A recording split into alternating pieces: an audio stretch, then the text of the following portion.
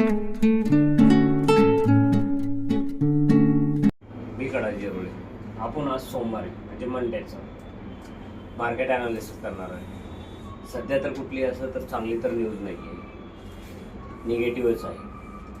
आणि बाकी सगळे ओव्हरऑल बाहेरचं मार्केट पण निगेटिव्ह आहे. म्हणजे असे असं ना, सोमवारी गॅप डाऊनच ओपन होण्याची शक्यता आहे. त्यासाठी आपण काय करू माहिती आहे का, आपण चार्ट अनालिसिस बघू गिफ्ट निफ्टीचं. मंडेसाठी आहे ना, गिफ्ट निफ्टीचं चार्ट अनालिसिस करणार.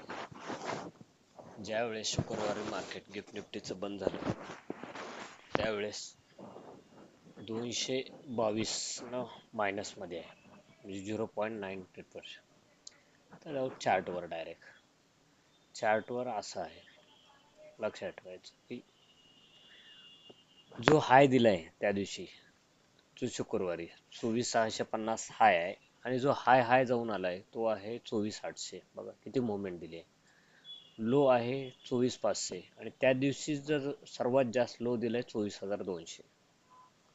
आता आपण आहे ना सोमवारच्या जेव्हा वेळेस गिफ्ट निफ्टी 6:30 वाजता ओपन सकाळी मार्केट होत आहे, लक्षात ठेवायचं जर अपसाईडला गेला, ओके, अपसाईडला जर गेला त्याने, तर पहिला जो आहे 24,650 जर वरती गेला आणि ते जर 24,800च्या वरची जर थांबला, तर तुम्ही कॉल साईडला घेऊ शकता.